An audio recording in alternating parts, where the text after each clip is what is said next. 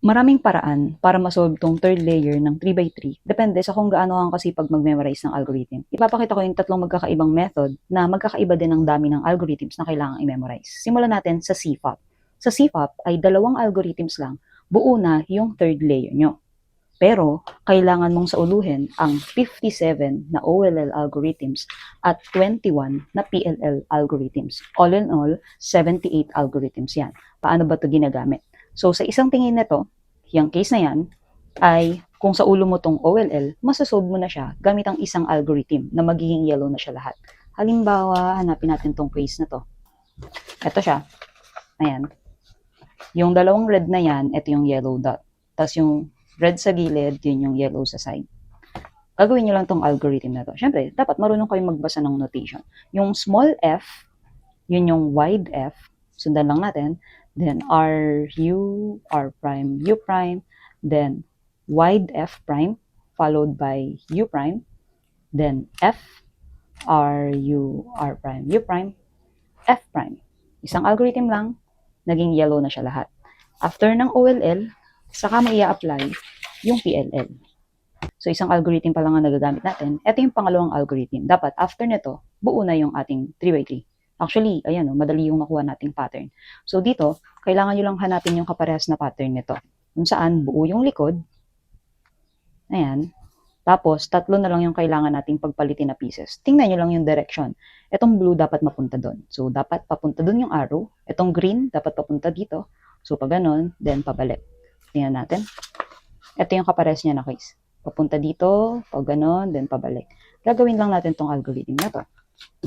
So, it will be, ito, R, U prime, R, U, R, U, R, U prime, R prime, U, R2. Buo na yung cube. Dalawang algorithms, buo na yung cube. Paano kung hindi mo pa kayang sauluhin yung 78 algorithms na yun? Pwede kang magsimula muna sa tulok OLL kasama ang tulok PLL. Tulok siya kasi ibig sabihin, dalawang algorithms ang kailangan mong gamitin sa OLL at dalawang algorithms din para sa PLL. So, bale, total, 4 algorithms ang kailangan mong gamitin dito. Kanina, dalawang algorithms lang. Pero 78 ang kailangan mong sauluhin na algorithms.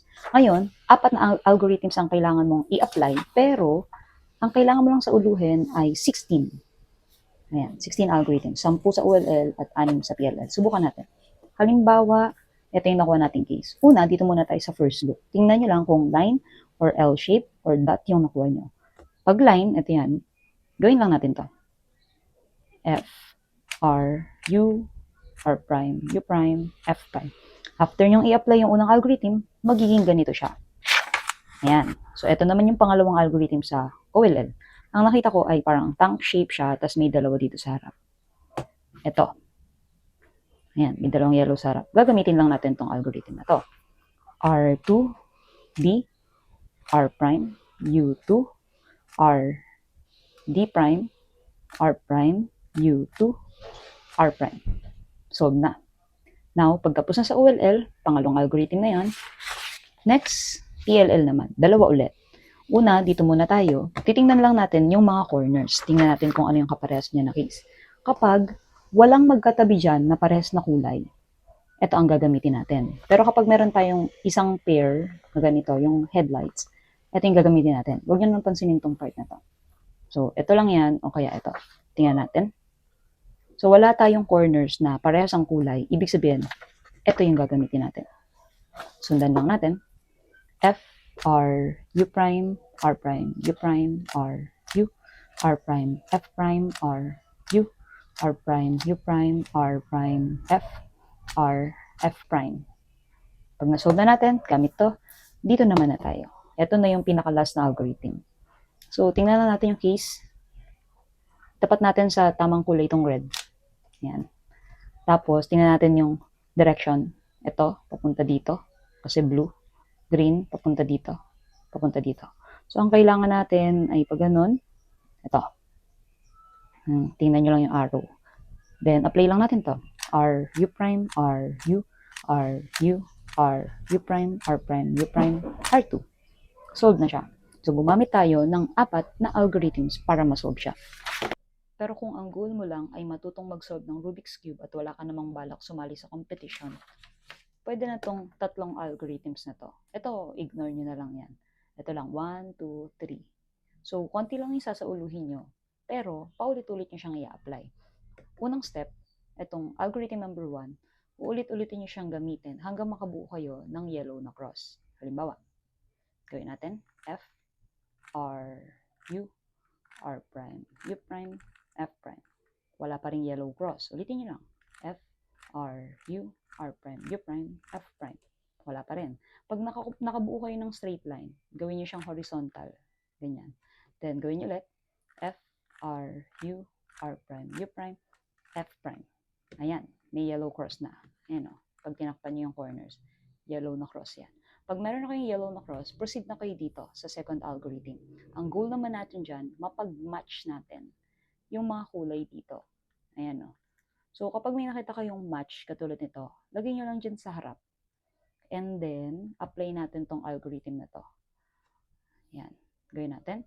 R, U, R prime, U, R, U2, R prime. Check natin. Ayan, nag-match na lahat.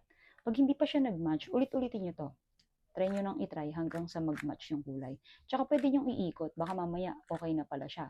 Hindi lang siya nakaikot ng ayos katulad ng ganyan. So, iayos nyo muna. Baka naman nakatapat na siya sa tamang kulay. Pagkatapos nun, pag okay na yung part na to, proceed na tayo sa algorithm number 3. Ang goal naman natin dito ay mailagay sa tamang pwesto yung piece katulad nito. Green and red. Green and red to. So, tama na yung position niya. Ito, red and blue. Mali, kasi dapat red and blue yung nandito. So, gagawin natin siyang tama lahat gamit ang algorithm na to. Pag may isa ng tama, pupwesto natin yan dito sa kanan. Ito yung isang correct. Then, ulit-ulitin natin to hanggang maging tama lahat yung position ng bawat piece. Try natin. L prime, U, R, U prime, L, U, R prime, U prime. Tingnan natin. Mali pa rin kasi dapat red and blue yung nandito. Isa pa, ulitin natin. L prime, U, R, U prime, L, U, R prime, U prime. Ayun na. Red and blue na yun nandyan. Ito, tama ba? Orange and blue dapat ang nandito. Orange and blue na. Tama. Naka-ano nga lang, naka-twist. So, later aayusin natin yan. Tingnan natin dito. Orange and green. Tama, orange and green. So, kapag ganyan, natama na lahat yung pagkakaposisyon ng corner, eto na lang ang aayusin natin. Ang gagawin natin, babaliktarin natin yung cube. Tapos, i-apply natin yung R, U, R prime, U prime. Eto, itong part na to, without F. Ulit-ulitin natin siya hanggang ma-fix to.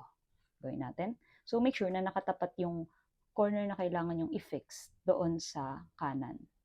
Like this. R, U, R prime, U prime, R, U, R prime, U prime. Hindi pa rin siya okay.